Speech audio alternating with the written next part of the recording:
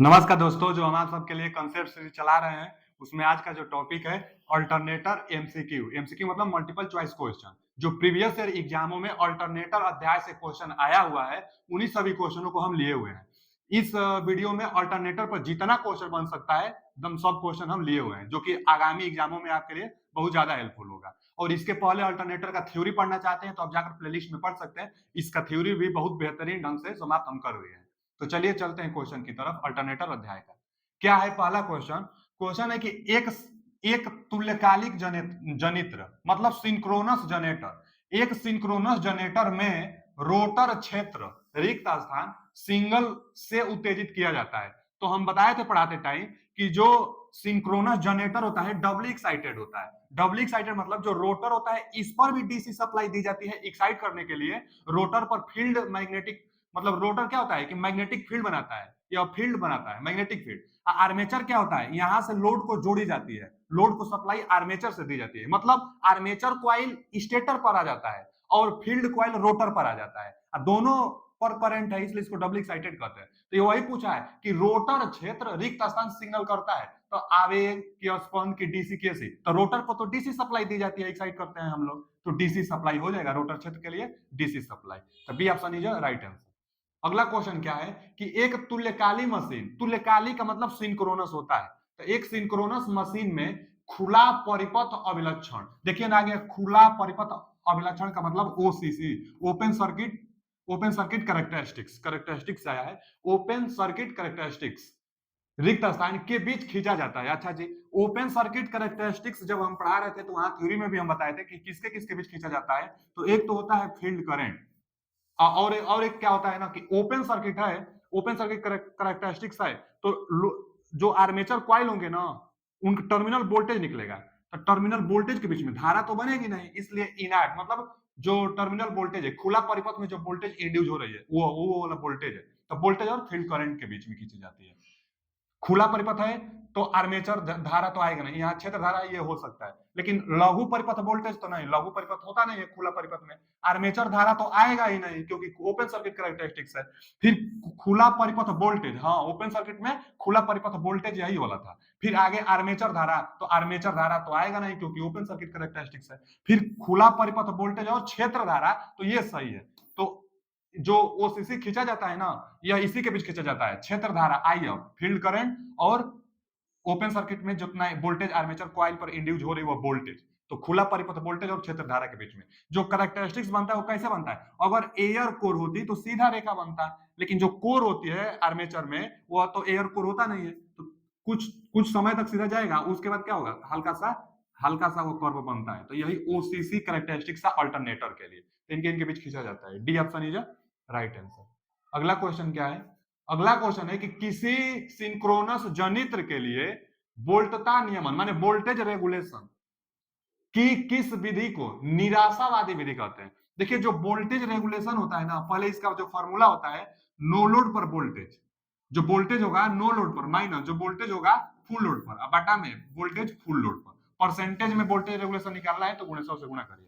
Voltage regulation ज्ञात करने के लिए तीन मेथड था। पहले तो इसको दो भागों में बांटा जाता है, एक डायरेक्ट मेथड और एक इनडायरेक्ट मेथड। तो डायरेक्ट तो सीधा लोड अटैच करिए और लोड पर वोल्टेज निकाल लीजिए, एक बार नो लोड पर निकाल लीजिए, वहां से निकाल लेंगे, या डायरेक्ट मेथड हो गया। एक इनडायरेक्ट मेथड होता है, इनडायरेक्ट मेथड में तीन था, यही तीनों बहुत ज्यादा महत्वपूर्ण है।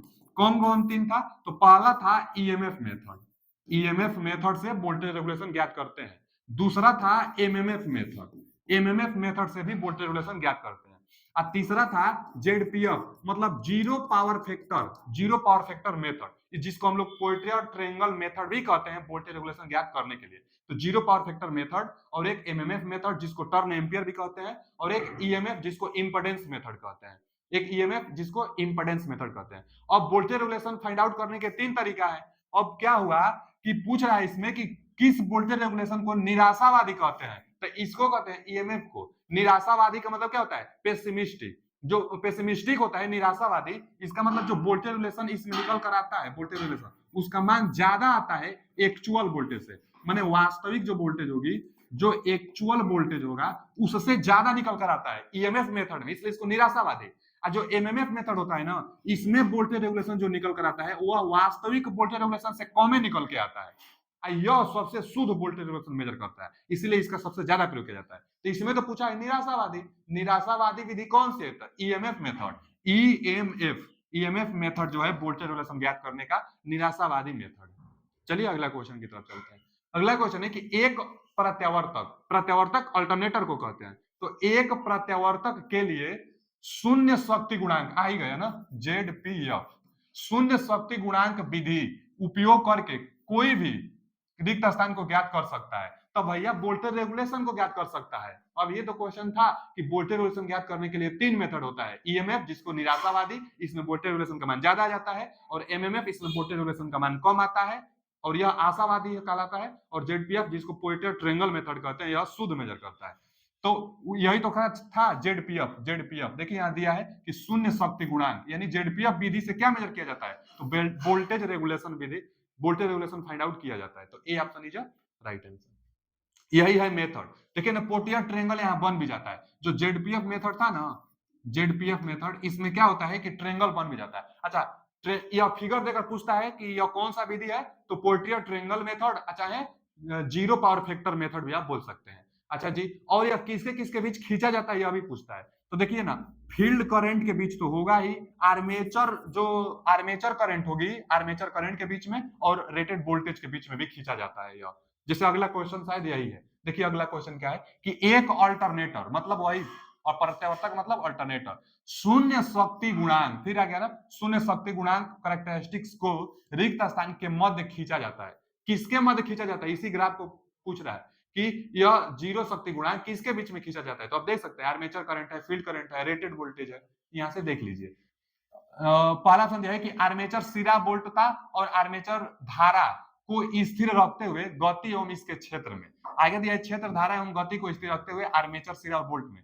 यहाँ दिया है कि आर्मेचर धारा गति को स्थिर रखते हुए, गति तो स्थिर रहता ही है, फिर आर्मेचर सिरा वोल्टता, आर्मेचर सिरा वोल्टता और इसके क्षेत्र, हाँ तो इसके क्षेत्र देखिए यहाँ पर देखिए इसके क्षेत्र में, तो वही फील्ड करंट में, आर्मेचर में और रेटेड वोल्टेज में खींचा जाता है। तो वही दिया भी है कि इसके क्षेत्र में स्थिर गति को रखते हुए आर्मेचर सिरा वोल्टता पर भी और आर्मेचर धारा पर भी। ये C option is right answer इसका होता है। जेडपीएफ किसके बीच ग्राफ खींचा जाता है, तो यहाँ से आप देख सकते हैं किसके किसके बीच खींचा गया है।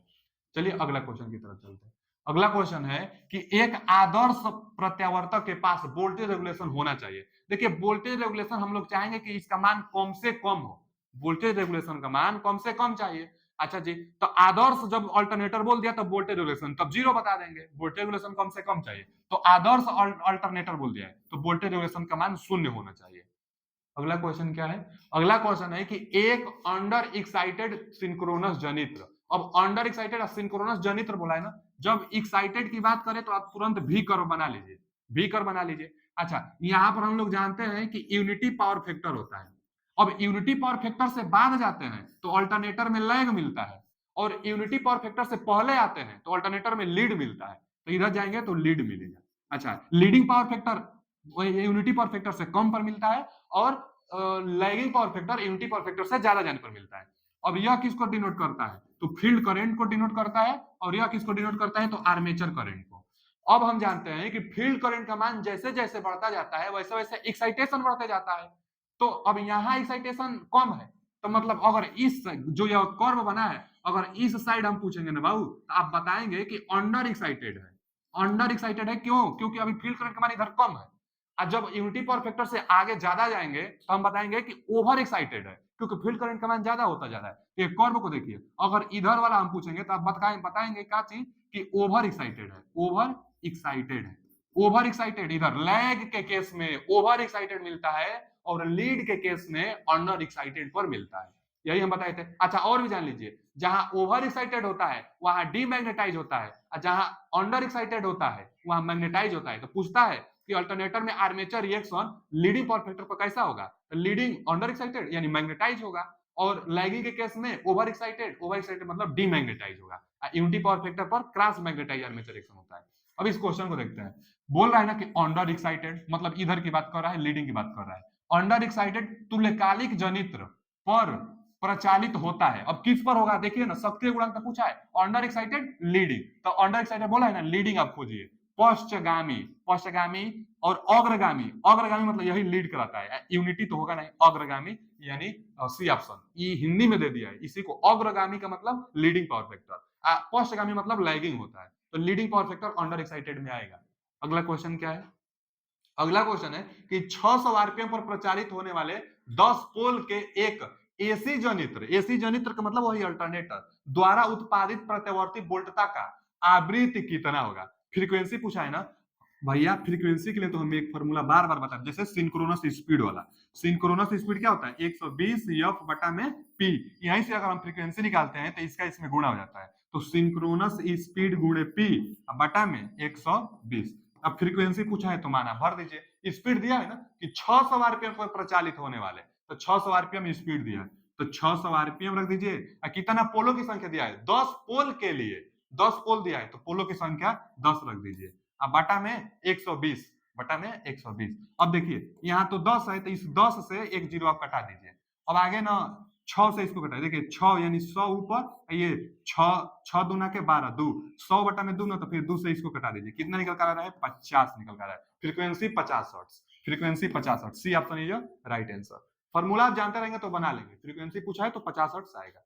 अगला क्वेश्चन क्या है कि दो दो थ्री फेज प्रत्यावर्तक के तुल्यता मतलब तुल्यकालन के लिए शर्त क्या है, मतलब तुल्यकालन का मतलब तुल्यता मतलब सिंक्रोनाइज, सिंक्रोनाइज पैरेलल ऑपरेशन में आता है, तो पैरेलल ऑपरेशन करने के लिए शर्त क्या है, तो हम बताए थे कि भैया फेज सीक्वेंस, पोलैरिटी, वोल्टेज ये सब बराबर होना चाहिए, मतलब वोल्टेज, फ्रीक्वेंसी और फेज सीक्वेंस एकदम जरूरी होता है, तो यहाँ केवल फेज सीक्वेंस, केवल आउटपुट वोल्टेज और केवल आवृत्ति नहीं भैया, तीनों चाहिए, तो फेज सीक्वेंस, आउटपुट वोल्टेज और आवृत्ति बराबर, तो ये सही है, ये तीनों एकदम नेसेसरी है, पैरेलल ऑपरेशन करना है, सिंक्रोनाइज करना है अगर दो दो अल्टरनेटरों को, तो ये तीनों आपस में बराबर होने चाहिए दोनों का, तभी हम लोग पैरेलल ऑपरेशन इनको कर सकते हैं, तो D option is right answer.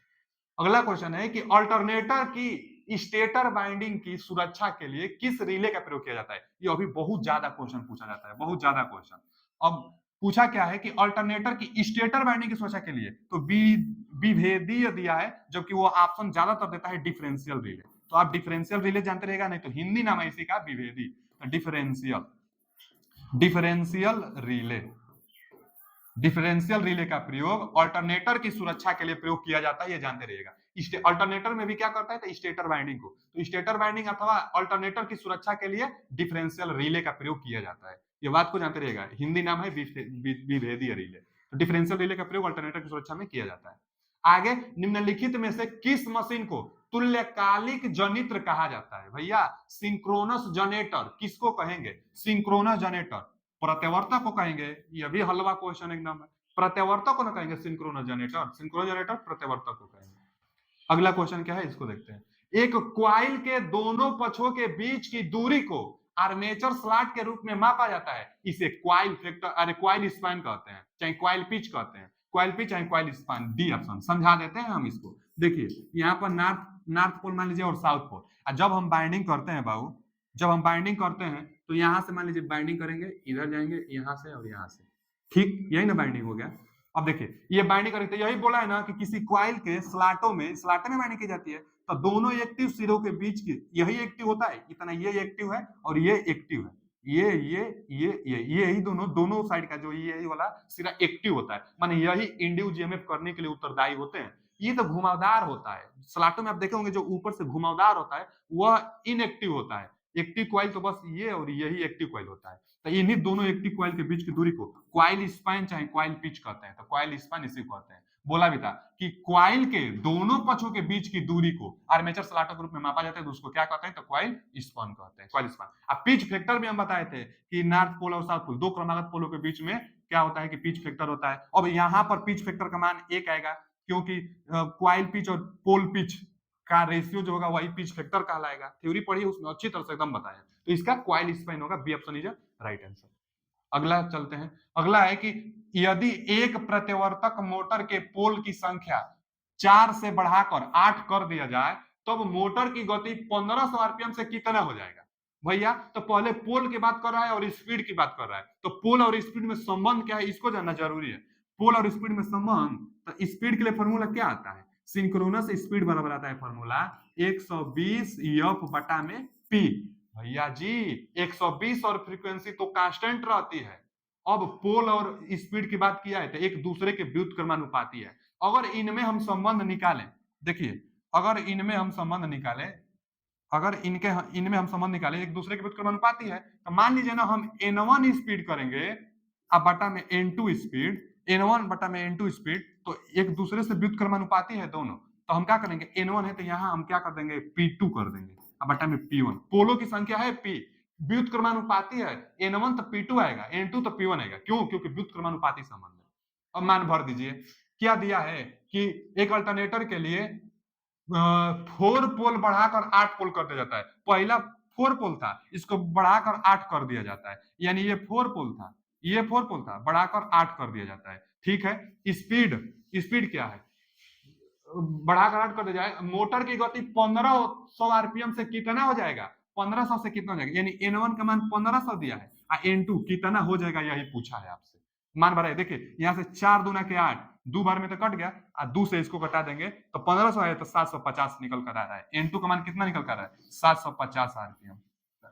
Rotation की जो मात्रा दी जाती है आरपीएम में दी जाती है, तो 750 आरपीएम। यहाँ से 4 दूना के 8, दो बार में कट गया ना, ऐसे 2 से इसको कटा दे तो 750 आरपीएम, भाई 1500 का आधा 750 आरपीएम, तो n2 का मान 750 RPM. C option is right answer. चलिए अगला क्वेश्चन पर देखते हैं। अगला क्वेश्चन क्या है? अगला क्वेश्चन है कि सकेंद्रित बाइंडिंग की तुलना में डिस्ट्रीब्यूटेड बाइंडिंग, कंसेंट्रिक बाइंडिंग कहते हैं उसको, डिस्ट्रीब्यूटेड बाइंडिंग कहते हैं, सेकेंडरी बाइंडिंग की तुलना में डिस्ट्रीब्यूटेड बाइंडिंग के लिए निम्नलिखित में से कौन सा कथन असत्य है? हम पहले बता दें कि जो कंसेंट्रिक बाइंडिंग होती है, जो कंसंट्रेटेड बाइंडिंग जो होता है और जो डिस्ट्रीब्यूटेड बाइंडिंग होता है, इन दोनों में सबसे अच्छा पहले कौन है? डिस्ट्रीब्यूटेड। जो डिस्ट्रीब्यूटेड बाइंडिंग होता है ना, यह सबसे अच्छा होता है इससे, तो उसका एफिशिएंसी ज्यादा होगा। पहली बात तो ये, डिस्ट्रीब्यूटेड बाइंडिंग की एफिशिएंसी ज्यादा। ये sinusoidal, concentrated binding sinusoidal wave उत्पन्न नहीं कर पाता है, जबकि वो साइनसोइडल वेव उत्पन्न कर देता है। इससे अच्छा साइनसोइडल वेव ये उत्पन्न करता है। इसमें हार्मोनिक्स प्रॉब्लम होती है, जबकि डिस्ट्रीब्यूटेड बाइंडिंग में हार्मोनिक्स प्रॉब्लम नहीं होती है, इसलिए इसकी एफिशिएंसी ज्यादा होगी। इंड्यूस ईएमएफ थोड़ा सा कम होगा इसमें, लेकिन हार्मोनिक्स को यह दूर करता है डिस्ट्रीब्यूटेड बाइंडिंग। यह 3 फेज के लिए की जाती है, कंसंट्रेटेड बाइंडिंग सिंगल फेज के लिए किया जाता है। तो इनमें यही सब अंतर था। पहला दिया है कि कम कम लीकेज प्रतिघात, ये सही है डिस्ट्रीब्यूटेड के लिए। डिस्ट्रीब्यूटेड बाइंडिंग के लिए कौन सा कथन असत्य है पूछा है, तो ये तो सही है। कम दक्षता, यही गलत है, जबकि कौन असत्य है, तो क्वेश्चन के अनुसार यही सही हो जाएगा। क्वेश्चन के अनुसार यही बी ऑप्शन सही होगा। क्यों? क्योंकि डिस्ट्रीब्यूटेड बाइंडिंग के लिए सत्य होना चाहिए ये कि इसकी दक्षता उच्च होता है, दिया है कि दक्षता कम, तो असत्य दिया है, तो यही सही हो जाएगा। ये सब हार्मोनिक समाप्त करता है, सही कहा है। डिस्ट्रीब्यूटेड बाइंडिंग हार्मोनिक समाप्त करता है। कम लीकेज फ्लक्स होते हैं, तो वो भी सही है, कम लीकेज फ्लक्स उसमें होते हैं, हार्मोनिक्स को वो समाप्त करता है। कम रिएक्टेंस होता है, दक्षता उच्च होता है। दक्षता जब उच्च होगा तो यहाँ कम दिया है, तो यह असत्य दिया है, असत्य पूछा था, तो B option is right answer. अगला क्वेश्चन है कि मुख्य फ्लक्स पर आर्मेचर फ्लक्स की क्रिया को रिक्त स्थान के रूप में जाना जाता है। भैया मेन फील्ड फ्लक्स पर, मेन फील्ड फ्लक्स पर आर्मेचर का प्रभाव, आर्मेचर फ्लक्स का प्रभाव आर्मेचर रिएक्शन कहलाता है, आर्मेचर रिएक्शन कहलाता है। मुख्य फ्लक्स पर आर्मेचर फ्लक्स का प्रभाव आर्मेचर रिएक्शन कहलाता है, तो A option is right answer. अगला क्वेश्चन क्या है कि एक क्वाइल सीपी और एक क्वाइल पिच और एक पोल पिच के मध्य निम्नलिखित में से कौन सा संबंध फुल पिच बाइंडिंग के लिए होगा? तो फुल पिच बाइंडिंग में दोनों बराबर होंगे। हम बताए थे क्वाइल पिच और पोल पिच, तो यह नॉर्थ अगर साउथ दो पोल बना है स्लाटों के बीच में, तो यह क्या हो जाएगा? पोल पिच हो जाएगा। पोलों के बीच की दूरी पोल पिच कहलाती है, यह पोल पिच। और जब हम लोग बाइंडिंग करते हैं यहाँ से यहाँ इधर ले जाकर, फिर ये एक्टिव सिरा, फिर इधर आकर इधर, तो जब हम बाइंडिंग करते हैं तो अगर फुल बाइंडिंग करेंगे ना, तो पोल पिच और क्वाइल पिच, यही ना क्वाइल पिच है, तो पोल पिच और क्वाइल पिच दोनों जब बराबर रहेगी तो फुल पिच बाइंडिंग, और जब क्वाइल पिच कम रहेगा तो शॉर्ट पिच बाइंडिंग, ज्यादा रहेगा तो ओवर पिच बाइंडिंग। तो यहाँ पर बराबर है, दोनों बोला है कि क्वाइल पिच और पोल पिच के मध्य कौन सा कथन सत्य होगा? जब फुल पिच कहलाएगा तो दोनों बराबर, A option is right answer. दोनों बराबर रहेंगे तो फुल पिच बाइंडिंग कहलाएगी। अगला क्वेश्चन क्या है, एक सिंक्रोनस मशीन का भी कर्व को दर्शाता है। भी कर्व हम तो अभी पहले क्वेश्चन में बताए थे भैया, जो भी कर्व होता है फील्ड करंट और आर्मेचर करंट के बीच में दर्शाई जाती है। यहाँ यूनिटी पावर फैक्टर होता है, आगे जाने पर लैग मिलता है अल्टरनेटर में, इधर जाने पर लीड मिलता है। यह अंडर एक्साइटेड है, यहाँ मैग्नेटाइज होता है, और यह ओवर एक्साइटेड है, यहाँ डीमैग्नेटाइज होता है। क्या पूछा है, भी कर्व को दर्शाता है। अच्छा, भी कर्व किन के बीच में, यहां से पूछा है, आर्मेचर करंट और फील्ड करंट के बीच में। आर्मेचर और फील्ड करंट दिया है, आर्मेचर धारा, यही सही है, बी ऑप्शन। यहाँ शक्ति गुणांक दे दिया है ना, ये सब नहीं, आर्मेचर धारा और फील्ड करंट के बीच में, B option is right answer. चलिए आगे चलते हैं। अगला क्वेश्चन है, अच्छा एक बात और जान लीजिए, जो अल्टरनेटर होता है ना बाबू, जेईएन एग्जाम में बहुत ज्यादा पूछता है कि जब अल्टरनेटर ओवर एक्साइटेड में होगा, मतलब लैग में होगा, ओवर एक्साइटेड में होगा, जब ओवर एक्साइटेड के केस में होगा तो रिएक्टिव पावर, ओवर एक्साइटेड है ना तो रिएक्टिव पावर देगा आपको, रिएक्टिव पावर बता रहे हैं, एक्टिव तो हमेशा देता है, रिएक्टिव पावर भी देने लगेगा। जब जब यह लीडिंग के केस में होगा, अंडर एक्साइटेड केस में होगा, तो यह रिएक्टिव पावर लेने लगता है। अल्टरनेटर रिएक्टिव पावर लेता है लीडिंग अंडर एक्साइटेड में, और अल्टरनेटर रिएक्टिव पावर देता है ओवर एक्साइटेड यानी लैगिंग के केस में। ये भी जानते रहिएगा। चलिए यहां से किसके बीच खींचा जाता है, ये तो हो गया। आगे एक 3 फेज सिंक्रोनस मशीन में पिच फैक्टर केपी है और वितरण मतलब डिस्ट्रीब्यूटेड फैक्टर केडी है। पिच फैक्टर डिस्ट्रीब्यूटेड फैक्टर, तो शक्ति गुणांक मतलब बाइंडिंग फैक्टर पूछा है, कुंडलन गुणांक मतलब बाइंडिंग फैक्टर के बीच संबंध बताइए। तो हम बताए थे भैया, जो बाइंडिंग फैक्टर होता है वह डिस्ट्रीब्यूटेड फैक्टर और पिच फैक्टर और डिस्ट्रीब्यूटेड फैक्टर के गुणनफल के बराबर होता है, तो दोनों गुणनफल इसमें दिया है, तो ये वाला ऑप्शन सही है, C option is right answer. जो बाइंडिंग फैक्टर होता है दोनों फैक्टरों के गुणनफल के बराबर होता है, और यह सिर्फ डिस्ट्रीब्यूटेड बाइंडिंग में आता है, कॉन्सेंट्रेटिंग बाइंडिंग में ये नहीं आता है, माने बाइंडिंग फैक्टर का मान 1 हो जाएगा, ठीक है ना। जैसे इंड्यूस ईएमएफ के लिए जो फॉर्मूला होगी 4.44 फाई एफ टी, अब यहाँ बाइंडिंग फैक्टर में ये दे देता है केडी और केपी, ठीक है जी, इतना दे देगा। तो ये डिस्ट्रीब्यूटेड बाइंडिंग के लिए, अगर कंसंट्रेटिंग बाइंडिंग है तो ये ऑप्शन नहीं देगा, बस इतना ही देगा, तो आप इसको जानते रहिएगा। तो क्या होगा बाइंडिंग फैक्टर में, तो C option is right answer. अगला क्वेश्चन क्या है कि उत्पादन केंद्रों में बड़े अल्टरनेटरों में रिक्त स्थान की व्यवस्था होती है। बड़े अल्टरनेटर, हाई रेटिंग अल्टरनेटर, अच्छा अल्टरनेटर की रेटिंग केवीए में होती है, अब बड़े अल्टरनेटर की रेटिंग एमवीए में होती है, मेगा वोल्ट एम्पियर एमवीए में होती है। तो यहाँ बड़े अल्टरनेटरों की बात कर रहा है। अच्छा जी, मतलब कौन सा रोटेटिंग और स्टैटिक पार्ट होता है ये पूछा है। तो जो अल्टरनेटर होता है, तो जो स्टेटर होता है इस पर आर्मेचर कॉइल होता है, और जो रोटर होता है इस पर फील्ड कॉइल होता है। हम तो बता ही दिए हैं, फील्ड कॉइल और स्टेटर पर आर्मेचर कॉइल होता है। पढ़ लेते हैं, अस्थैतिक मतलब वही स्टेटर पर आर्मेचर, और अस्थैतिक पर क्षेत्र नहीं, दोनों स्थिर तो नहीं रहता है। अस्थैतिक मतलब स्थिर पर आर्मेचर, ये सही दिया है, और परिभ्रमण मतलब रोटेटिंग होता है, रोटेटिंग पर क्षेत्र, तो ये सही दिया है, बी ऑप्शन सही। और आप मिला लेंगे तो सही नहीं दिया है, अस्थैतिक क्षेत्र तो होगा नहीं, परिभ्रमण क्षेत्र होगा, लेकिन परिभ्रमण मतलब रोटेटिंग आर्मेचर होगा, तो ये भी नहीं होगा, यही B option is right answer. Static पर आर्मेचर होता है और रोटेटिंग पर फील्ड होता है, तो इसका B option is right answer. Double excited machine होते हैं, आप जानते होंगे। अगला क्वेश्चन कि एक 20 केवीए, देखिए अल्टरनेटर की रेटिंग है, एक 20 केवीए 5 किलोवाट एकल कला प्रतिवर्तक में 6 किलो वोल्ट, यहाँ 5 किलो वोल्ट और यहाँ एकल कला प्रतिवर्तक में 6 किलो वोल्ट की उत्तेजक वोल्टता दिया है, ई कमान दिया है, उत्तेजक वोल्टता है, और 5 ओम का तुल्यकालिक प्रतिघात है। अच्छा जी, प्रतिघात का भी मान दिया है 5 ओम है, तो 30 अंश के आघूर्ण कोण के लिए यह कितना शक्ति देगा, एक्टिव पावर पूछा है। देखिए बाब, जो अल्टरनेटर होगा ना उसके लिए एक्टिव पावर का एक फॉर्मूला भी निकल कर आता है। क्या निकल कर आता है, एक्टिव पावर का जो फॉर्मूला निकल कर आता है, बस छोटा सा फॉर्मूला है, अब जान लीजिए कि ई और भी बटा में एक्स वही प्रतिघात साइन डेल। एक्टिव पावर के लिए यह छोटा सा फॉर्मूला निकल कर आता है, इसी पर मान न्यूमेरिकल पूछ दिया। कई बार तो ये पूछता है ना कि एक्टिव पावर मैक्सिमम कितना अंश के एंगल पर आएगा, तो 90 अंश के एंगल पर, क्योंकि साइन 90 का मान 1 होता है, तो 90 अंश पर पावर फैक्टर मैक्सिमम निकल कर आएगा, एक्टिव पावर फैक्टर। मान भर लेते हैं, ई एक्साइटेशन वोल्टेज 6 किलो वोल्ट दिया है ना, देखिए ना 6 किलो वोल्ट की उत्तेजक वोल्टता, तो उत्तेजक वोल्टता दिया है 6, तो ई का मान हुआ 6 वोल्ट है। अच्छा, किलो वोल्ट में दिया है ना, तो 10 के पावर 3 से आप गुणा कर लीजिए, किलो वोल्ट है तो वोल्ट में बदलिए आप। अच्छा, वोल्टेज दिया है, तो वोल्टेज दिया ना कि 5 केवी की है, 5 केवी 5 और के का मतलब किलो, तो यहाँ पर भी 5 गुणे 10 के पावर 3 कर लीजिए, 5 के भी वोल्टेज दिया है। अच्छा जी, और उसके बाद एक्स चाहिए, एक्स प्रतिघात दिया है कि 5 ओम का तुल्यकालिक प्रतिघात है, तो प्रतिघात में दिया है 5 ओम का, तो 5 ओम दिया है ना, तो 5 ओम रहने दीजिए। फिर आगे 30 अंश के आघूर्ण पर थीटा का मान 30 अंश दिया है, तो यहाँ पर 30 अंश साइन 30, अच्छा साइन 30 का मान भी भर देते हैं, साइन 30 का मान 1/2 होता है, साइन 30 अंश का मान 1/2, थीटा 30 दिया है तो साइन 30 हो जाएगा, और साइन 30 का मान 1/2 हो जाएगा।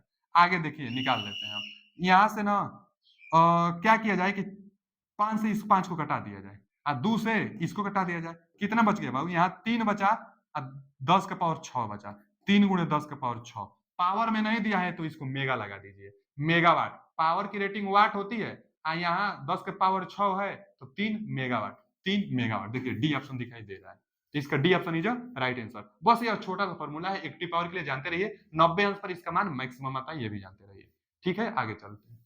अगला क्वेश्चन क्या है, अगला क्वेश्चन है कि एक शून्य अग्र शक्ति गुणक, अग्र का मतलब लीडिंग होता है, यहां लीडिंग होना चाहिए, leading, zero leading power factor load, अब जीरो तो पावर फैक्टर दिया ही है, वो भी लीडिंग केस में दिया है, अल्टरनेटर कहां है, अच्छा जी, के लिए अल्टरनेटर में आर्मेचर प्रभाव को किस रूप में प्रकार किया जाता है, देखिए जब अल्टरनेटर की बात करें तो तुरंत भी कर बनाइए, यहाँ यूनिटी पावर फैक्टर होना चाहिए, यूनिटी पावर फैक्टर होना चाहिए, इसके बाद आगे जाने पर यहाँ लैग होता है, इधर जाने पर लीड होता है, इधर जाने पर लीड होता है, अच्छा जी, अब इधर ओवर एक्साइटेड होता है, ओवर क्योंकि यहाँ फील्ड करंट होता है, भी कर्व है यह, तो यहाँ ओवर एक्साइटेड होता है, इधर अंडर एक्साइटेड होता है, अच्छा जब ओवर एक्साइटेड है तो डीमैग्नेटाइज होता है, डीमैग्नेटाइज आर्मेचर रिएक्शन, और लीडिंग का केस है अंडर एक्साइटेड है तो मैग्नेटाइज होता है, मैग्नेटाइज आर्मेचर रिएक्शन, और जब यूनिटी पावर फैक्टर है तो क्रॉस मैग्नेटाइज आर्मेचर रिएक्शन,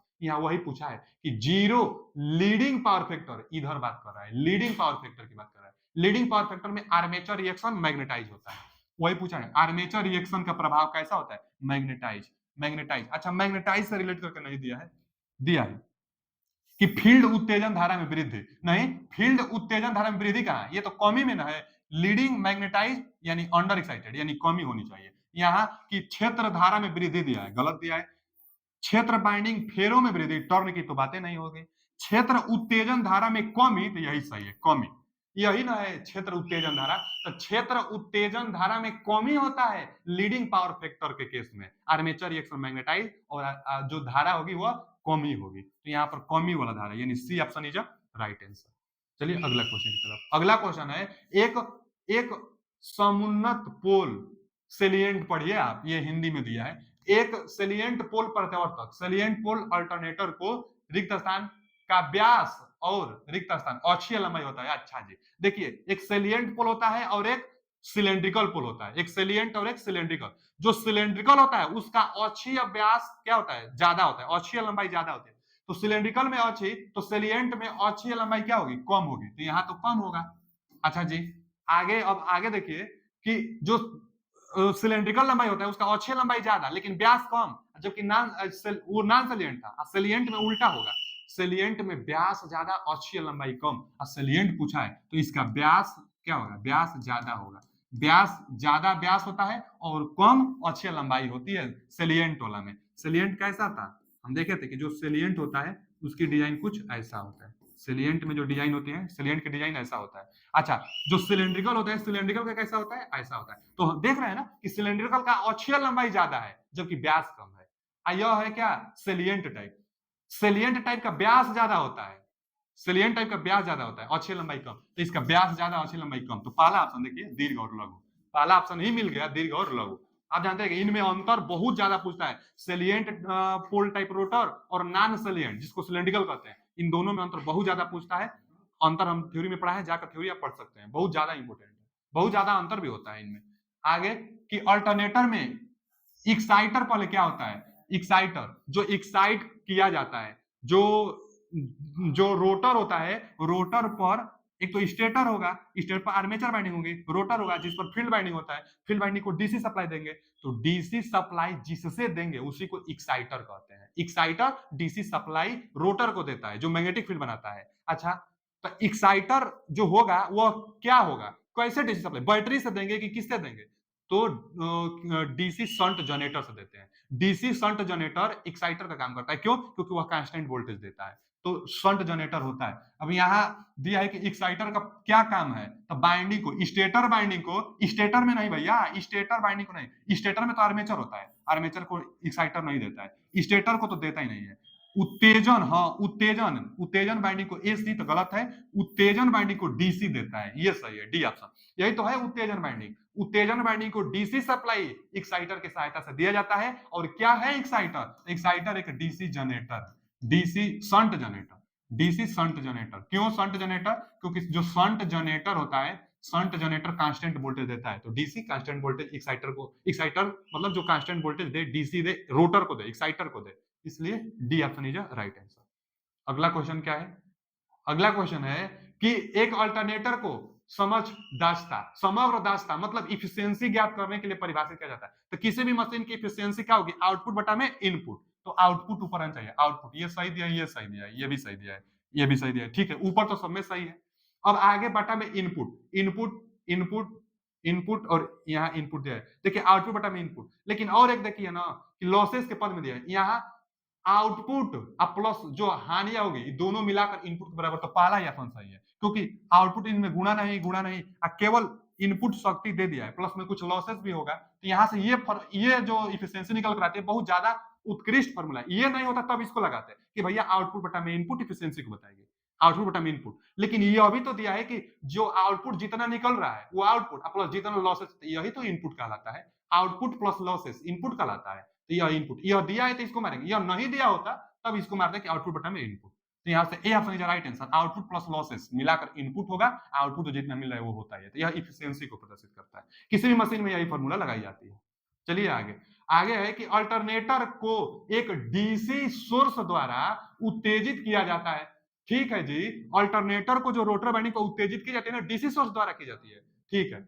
जो सामान्यतः एक रिक्त स्थान होता है, तो डीसी शंट जनरेटर, हम अभी तो बताएं, DC shunt and compound, compound भी जनरेटर हो सकता है, क्योंकि कंपाउंड जनरेटर भी कांस्टेंट वोल्टेज दे देता है। तो ठीक है, डीसी होना चाहिए, वो भी शंट अथवा कंपाउंड जनरेटर, और इसमें आगे तो शंट है ही नहीं है।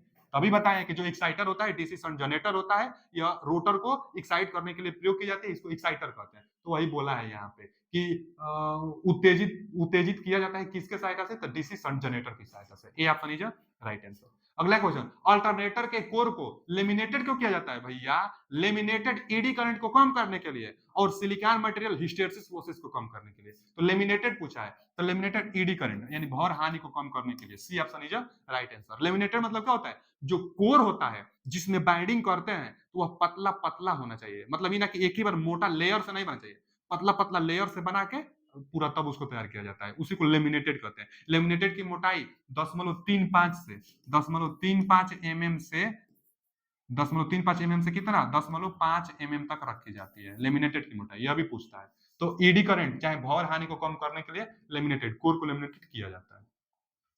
अगला क्वेश्चन क्या है कि किसी जल विद्युत संयंत्र में, हाइड्रो इलेक्ट्रिक पावर प्लांट में किस प्रकार के रोटर का प्रयोग किया जाता है? रोटर दो ही प्रकार से है ना, एक सिलेंड्रिकल और एक सेलिएंट। तो जो सेलिएंट था, इसमें पोलो की संख्या ज्यादा, स्पीड कम था, इसमें पोलो की संख्या ज्यादा तो स्पीड कम था, इसीलिए इसका प्रयोग हाइड्रो पावर प्लांट में किया जाता था। तो वही तो पूछा है कि जल विद्युत संयंत्र में salient type, salient pole type यहाँ दिया है। D option is right answer. सिलेंड टाइप का। जो सिलेंड्रिकल था उसमें पोलो की संख्या कम थी, स्पीड ज्यादा था। स्पीड ज्यादा होने के कारण क्या था? उसका टर्बो अल्टरनेटर मतलब स्टीम पावर प्लांट में प्रयोग किया जाता था सिलेंड्रिकल का, जबकि यहाँ हाइड्रो पावर प्लांट में कम स्पीड चाहिए तो सिलिएंट का होता है कम स्पीड, क्योंकि इसमें पोलो की संख्या ज्यादा होता है। अगला क्वेश्चन क्या है कि बेलनाकार आ गया सिलेंड्रिकल, बेलनाकार तुल्यकालिक मशीन में विकसित अधिकतम शक्ति किस एंगल पर होगा, यही पूछा है, किस भार कोण पर होगा? तो 90 अंश हम तो बताए थे, जो पावर होगा ई भी बटा में एक्स रिएक्टेंस गुणे साइन डेल, तो डेल साइन 90 अंश का मान पर अधिकतम पावर देगा। तो वही पूछा है कि विकसित अधिकतम शक्ति कितना अंश के एंगल पर होगा? तो 90 अंश के एंगल पर अधिकतम शक्ति होगा। अगला क्वेश्चन क्या है कि एक इंडक्शन जनरेटर, सिंक्रोनस पढ़ रहे हैं लेकिन क्वेश्चन देखिए इंडक्शन जनरेटर दिया है। Induction generator 3 phase induction motor पढ़े थे, हम बोले थे उसमें कि जब स्लिप का मान नेगेटिव, इंडक्शन का कैरेक्टरिस्टिक्स कैसा हुआ था? देखिए ना, उसका जो कैरेक्टरिस्टिक्स था यहाँ पर स्लिप 0 था और यहाँ से ऐसे आया और ऐसे आया। अब इधर से यहाँ पर स्लिप का मान 1 था, इधर आएंगे तो हम बोले थे ब्रेकिंग, तो स्लिप इधर स्लिप बढ़ता जाता है, इधर इधर इधर जाएंगे, यहाँ पर मान लीजिए 2 स्लिप, तो इधर जाएंगे 1 से ज्यादा स्लिप ब्रेकिंग, 1 और 0 के बीच में ना इंडक्शन मोटर, 0 से भी छोटा, इधर छोटा है, 0 से भी छोटा जाएंगे तो जनरेटर, तो जनरेटर में स्लिप निगेटिव, इंडक्शन जनरेटर में स्लिप निगेटिव होता है। वही पूछा है कि इंडक्शन जनरेटर में स्लिप हमेशा ऋणात्मक होता है, इंडक्शन जनरेटर में स्लिप ऋणात्मक होता है, तो B option is right answer. अगला क्वेश्चन क्या है कि उच्च टर्मिनल वोल्टेज प्राप्त करने के लिए उच्च टर्मिनल वोल्टेज चाहिए, तो आमतौर पर थ्री फेज अल्टरनेटर को कनेक्ट किया जाता है स्टार में भैया, क्योंकि डेल्टा में तो voltage, phase voltage line voltage दोनों बराबर होता है स्टार कनेक्टेड में, जबकि स्टार में क्या होगा, डेल्टा में दोनों बराबर होते हैं, जबकि स्टार में क्या होगा, स्टार में जो लाइन वोल्टेज होगा कौन 3 गुना होगा फेज वोल्टेज का, फेज वोल्टेज का कौन 3 गुना करेंगे तो लाइन वोल्टेज तो बढ़ गया ना, लाइन वोल्टेज ज्यादा मिलेगा, इसलिए स्टार में C option is right answer. Terminal voltage ज्यादा प्राप्त करने के लिए स्टार में कनेक्ट करेंगे। देख लीजिए यह बिहार जो टी2 का एग्जाम हुआ था 2018 में, उसी का यह क्वेश्चन है, तो स्टार कनेक्टेड करते हैं हम लोग। Bihar previous year question paper अगर आपको सॉल्यूशन चाहिए तो डिस्क्रिप्शन में उसका लिंक लगा दिया गया है, और बाकी आगे आप प्लेलिस्ट में जाकर देख सकते हैं, पूरा प्रीवियस ईयर क्वेश्चन हम सॉल्यूशन करा दिए हैं। चलिए आगे, ये देखिए रे बाप रे कितना एग्जामों में आया है, एकदम छोटा सा सवाल है कि अल्टरनेटर की रेटिंग किस में रखी जाती है, तो केवीए में। अल्टरनेटर की रेटिंग किस में रखी जाती है, केवीए में, इतना एग्जामों में आया है, एकदम आसान क्वेश्चन है। आगे आगे है कि अल्टरनेटर के तुल्यकालन के लिए मुख्य शर्तें क्या है। अच्छा जी, वही तुल्यकालन मतलब पैरेलल ऑपरेशन में जो सिंक्रोनाइज करते हैं, तो उसके लिए मेन शर्त क्या है, तो फिर आया गया कि वोल्टेज, आवृत्ति और फेज सीक्वेंस समान होना चाहिए, यही सही है। सिंक्रोनस करना है, सिंक्रोनाइज करना है, पैरेलल ऑपरेशन करना है, तो ये तीनों आवृत्ति, वोल्टेज और फेज सीक्वेंस एकदम बराबर होना ही चाहिए, ये तीनों बराबर रहेगी। देख लीजिए किस किस एग्जाम में आया हुआ, टीजी2 में यह भी आया हुआ है क्वेश्चन, तो D option is right answer. अगला क्वेश्चन है कि उच्च गति, आ गया ना टर्बो, उच्च गति में सिलेंड्रिकल हम लोग प्रयोग करते हैं, क्यों, क्योंकि सिलेंड्रिकल में पोलो की संख्या ज्यादा, तो स्पीड ज्यादा होता है। उच्च गति प्रत्यावर्तक को किस प्रकार के रोटर का प्रयोग किया जाता है, भैया उच्च गति पर प्राप्त किया जाता है ना उच्च गति, तो सिलेंड्रिकल बेलनाकार पोल टाइप, यही सही है। सेलिएंट में पोलो की संख्या ज्यादा तो स्पीड कम, इसलिए हाइड्रो पावर प्लांट में, जबकि सिलेंड्रिकल में पोलो की संख्या कम। सिलेंड्रिकल, एक होता है सिलेंड्रिकल रोटर और एक होता है सेलिएंट पोल टाइप, जो सेलिएंट पोल टाइप बोला था, सेलिएंट पोल टाइप बोला था, सेलिएंट पोल टाइप, तो जो सेलिएंट पोल टाइप है इसका व्यास ज्यादा, पोलो की संख्या ज्यादा, अब पोलो की संख्या ज्यादा होने से स्पीड कम, इसलिए हाइड्रो में। आज जो सिलेंड्रिकल होता है इसमें पोलो की संख्या कम, पोलो की संख्या कम से क्या होगा, स्पीड इसका ज्यादा, क्यों, क्योंकि जो स्पीड होगा 120 एफ बटा में पी, तो पोलो की संख्या कम होने से स्पीड इसका ज्यादा होता है, स्पीड ज्यादा होने से टर्बो अल्टरनेटर माने स्टीम पावर प्लांट में, तो बेलनाकार का हाई उच्च गति से स्पीड के लिए प्रयोग किया जाता है, तो D option is right answer. अगला क्वेश्चन क्या है, प्रत्यावर्तित का कार्य सिद्धांत क्या है। अल्टरनेटर का कार्य सिद्धांत माने अल्टरनेटर किस सिद्धांत पर काम करता है, जो अल्टरनेटर होगा फैराडे के विद्युत चुंबकीय प्रेरण के सिद्धांत पर काम करता है। अल्टरनेटर ट्रांसफार्मर फैराडे के विद्युत चुंबकीय प्रेरण के सिद्धांत पर काम करते हैं। अच्छा, इंड्यूस होने वाली अगर ईएमएफ की डायरेक्शन चाहिए तो उसके लिए फ्लेमिंग के, अच्छा जनरेटर में इंड्यूस होने वाली ईएमएफ की डायरेक्शन तो फ्लेमिंग के राइट हैंड रूल, अगर मोटर में बात करता है तो फ्लेमिंग का लेफ्ट हैंड रूल। मोटर में टार्क की दिशा ज्ञात की जाती है, जनरेटर में इंड्यूस होने वाली करंट चाहे ईएमएफ की दिशा, तो फ्लेमिंग के दाहिने हाथ से इंड्यूस होने वाली ईएमएफ की दिशा और फ्लेमिंग के लेफ्ट हैंड रूल से, फ्लेमिंग का अगर लेफ्ट हैंड रूल पूछा तो टार्क की दिशा, तो लेफ्ट हैंड रूल मोटर में आता है और जनरेटर में राइट हैंड रूल आता है, लेकिन सिद्धांत पूछता है तो चुंबकीय प्रेरण का सिद्धांत पर काम करता है। अगला क्वेश्चन क्या है कि प्रत्यावर्तक में प्रति फेज प्रेरित ईएमएफ का मान होता है, भैया जी अल्टरनेटर में पूछा है ना, ईएमएफ इंड्यूस होने वाली का मान पूछा है 4.44 फाई एफ टी और केडी केडी, यही पहला ही ऑप्शन सही है। 4.44 फाई एफ टी दिया ही है, फाई एफ टी, उसके बाद केडी केसी चाहिए, क्वाइल पिच और डिस्ट्रीब्यूटेड पिच, चाहे पोल पिच और डिस्ट्रीब्यूटेड पिच, तो सही है पहला ऑप्शन। इसमें देख लेंगे तो इसमें एफ तो दिया है लेकिन टर्न नहीं दिया है, इसलिए गलत। इसमें देखेंगे तो एफ टी दिया है लेकिन क्या नहीं दिया है, तो इसमें फ्रीक्वेंसी नहीं दिया है, ये गलत। इसको देख ले फ्रीक्वेंसी टर्न वो दिया है लेकिन क्या बाइंडिंग फैक्टर नहीं दिया है, बाइंडिंग फैक्टर नहीं दिया तो ये भी गलत, क्योंकि कहा नहीं है कि यह कौन सा बाइंडिंग है, तो हम लोग डिस्ट्रीब्यूटेड बाइंडिंग मानकर और अल्टरनेटर के लिए यही लगाते हैं फॉर्मूला, तो ये ऑप्शन इज राइट आंसर। अगला क्वेश्चन क्या है, अगला क्वेश्चन है कि निम्नलिखित में से कौन सी गैस इंसुलेटर बॉडी मशीन को शीतलन मतलब कूलेंट कूलिंग में उपयोग किया जाता है, तो भैया हाइड्रोजन का प्रयोग किया जाता है। क्यों? क्योंकि जो हाइड्रोजन होता है ना बाबू, यह बहुत बहुत कूलेंट ज्यादा करता है, वायु की अपेक्षा 7 गुना ज्यादा यह कूलेंट करता है, कूल प्रदान करता है हाइड्रोजन गैस। तो किसका प्रयोग करेंगे कूल करने के लिए? तो हाइड्रोजन गैस का प्रयोग करेंगे, हाइड्रोजन का प्रयोग करेंगे। इंसुलेटर बॉडी को ठंडा करने के लिए, कूलिंग करने के लिए हाइड्रोजन का प्रयोग करेंगे। D option is right answer. अगला क्वेश्चन क्या है? निम्नलिखित भागों में कौन सा भाग पोल कोर को यांत्रिक आधार देता है और चुंबकीय धारा को एक भाग के रूप में योक न देगा? जो योक होगा है मैग्नेटिक फील्ड लाइंस की पाथ को भी पूरा कराता है और मैकेनिकल वाह सुरक्षा से भी प्रदान करता है। योक क्या होता है? जो स्टेटर का सबसे बाहरी भाग होगा ना, वही योक कहलाता है। तो योक हो गया वही कि कौन सा पोल कोर को यांत्रिक आधार देता है, और इसी पर क्या होता है, जो पोल होगा, जो पोल बना रहता है, इसी पर ना पोल बनाएंगे योक पर। Yoke B option is right answer.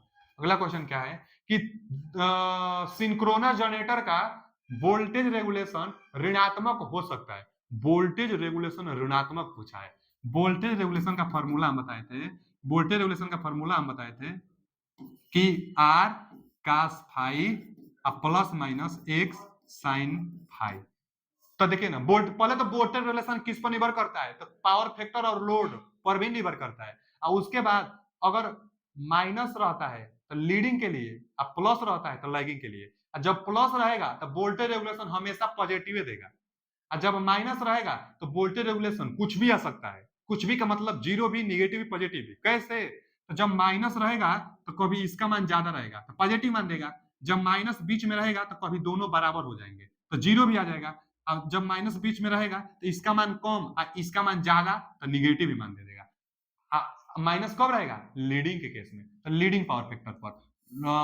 Load power factor unity हो, नहीं लीडिंग हो, तो हाँ लीडिंग हो, लोड पावर फैक्टर लीडिंग हो, लीडिंग के केस में ऋणात्मक आ सकता है। लीडिंग के केस में वोल्टेज रेगुलेशन, जो वोल्टेज रेगुलेशन आएगा भैया, वोल्टेज रेगुलेशन ऋणात्मक लीडिंग के केस में आता है। तो यही B option is right answer.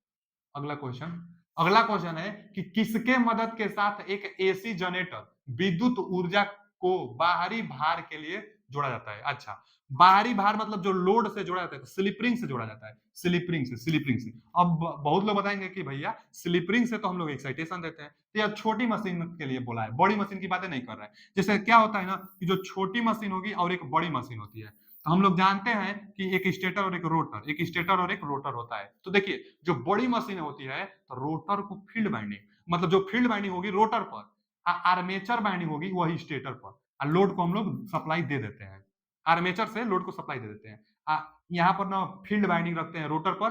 अब इसको सप्लाई देने के लिए 2 स्लिप रिंग लगता है, और एक्साइटेशन करने के लिए स्लिप रिंग की सहायता से, स्लिप रिंग कार्बन ब्रूस से जुड़ा रहता है और कार्बन ब्रूस की सहायता से स्लिप रिंग को सप्लाई देकर इसको एक्साइटेशन कर लेते हैं। तो एक्साइटेशन करने के लिए 2 स्लिप रिंग की आवश्यकता लगती है रोटर पर। लेकिन हाई रेटिंग के लिए, जब लो रेटिंग होगा तो इसमें नहीं बदली जाती, इसमें फील्ड कॉइल आर्मे स्टेटर पर रख दी जाती है। लो रेटिंग की अल्टरनेटर है, तब लो रेटिंग की अल्टरनेटर है तो फील्ड कॉइल स्टेटर पर रहने दीजिए, डीसी जनरेटर जैसा, रोटर पर आर्मेचर कॉइल। तो अभी भी तो तुम वही बात हुआ, सप्लाई लेने के लिए क्या करेंगे? स्लिप रिंग की सहायता से, कार्बन ब्रूस की सहायता से सप्लाई ले लेंगे।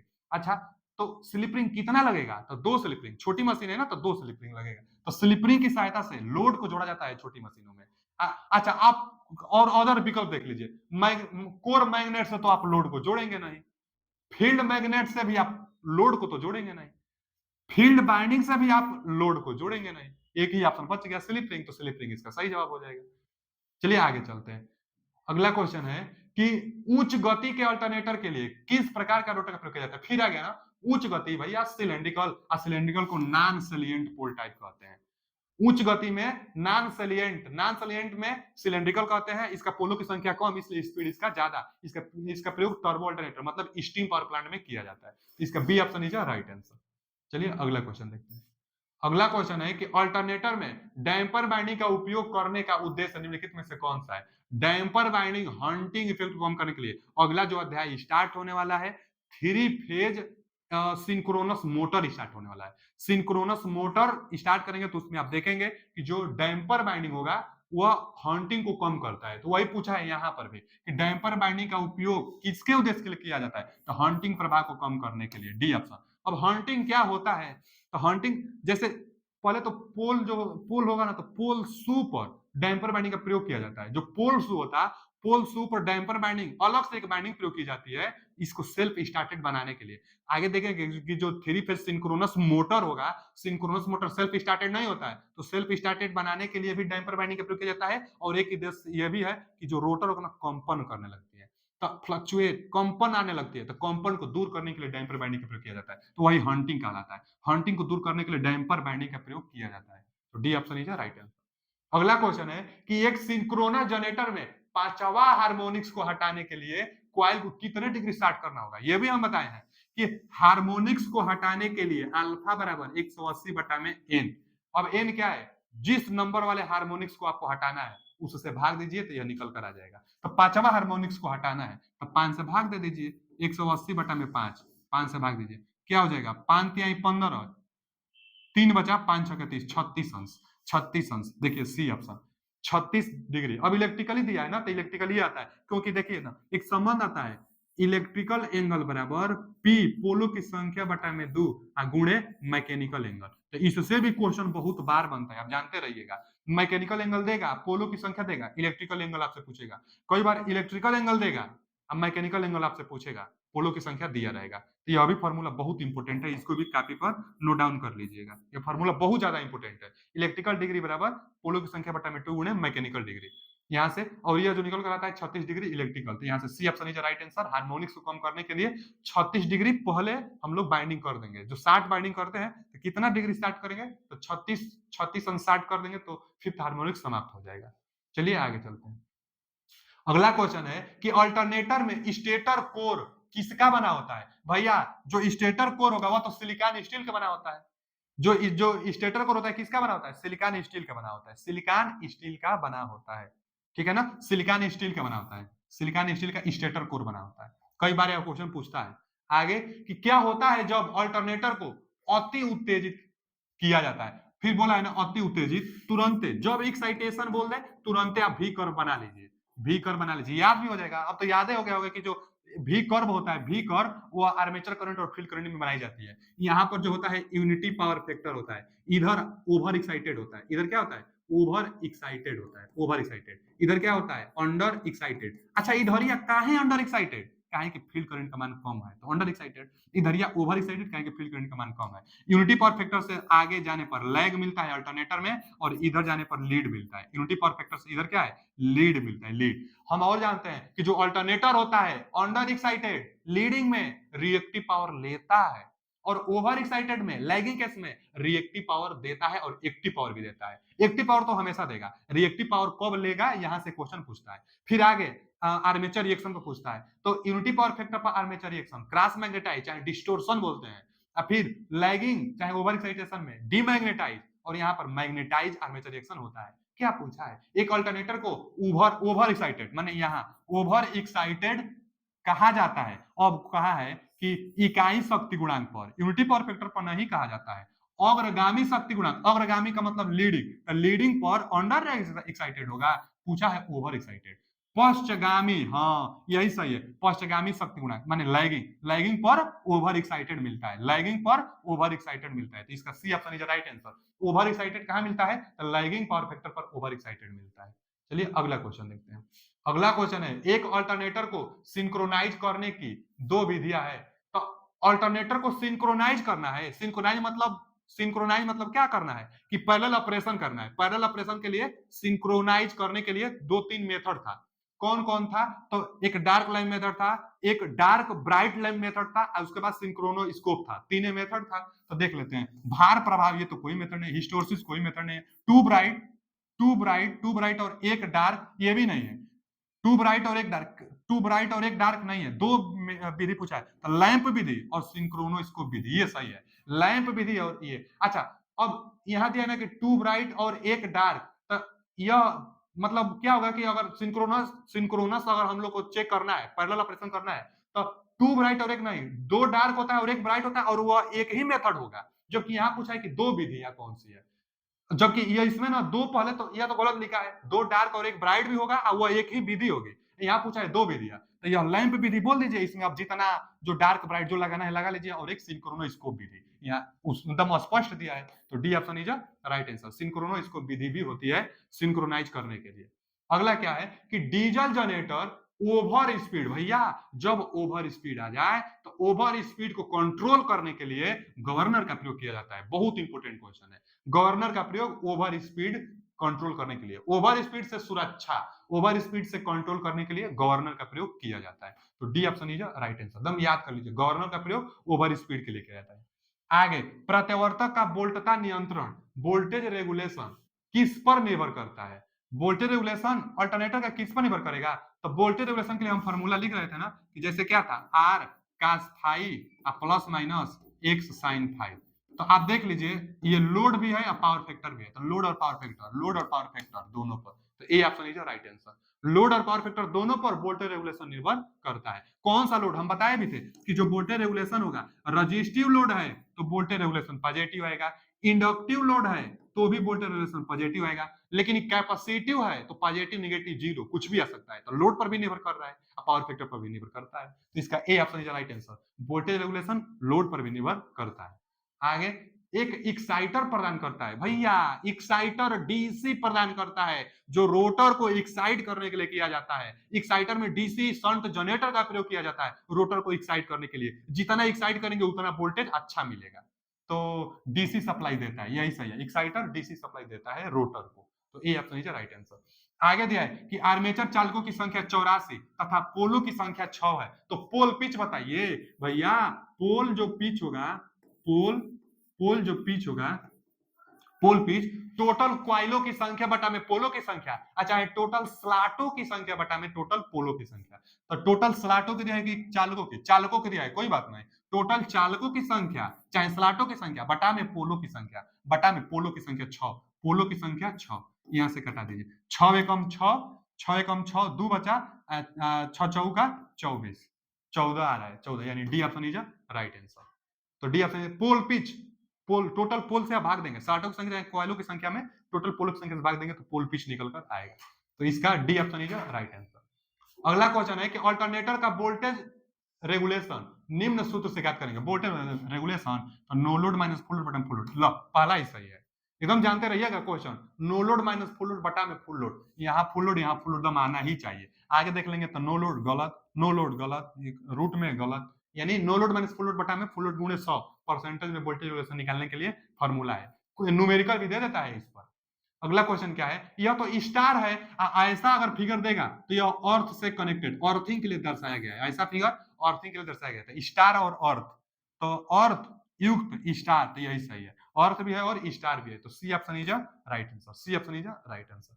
अगला क्वेश्चन क्या है, अगला क्वेश्चन है कि अल्टरनेटिंग करंट में, अल्टरनेटिंग करंट में पल्सेटिंग नेचर का होगा ना, अल्टरनेटिंग करंट डायरेक्शन और मैग्नीट्यूड दोनों बदलता रहता है, कभी इसका मान मैक्सिमम पहुंचा, कभी आगे घटता घटता जीरो हो गया, फिर नीचे का मतलब डायरेक्शन चेंज कर लिया, बढ़ रहा है घट रहा है, डायरेक्शन चेंज कर रहा है, तो क्या हो जाएगा इसमें कि करंट की दिशा और परिणाम स्थिर रहता है, गलत, करंट की दिशा और परिणाम समय के साथ बदलते हैं, यही सही है, समय के साथ बदलते हैं, तो B option is right answer.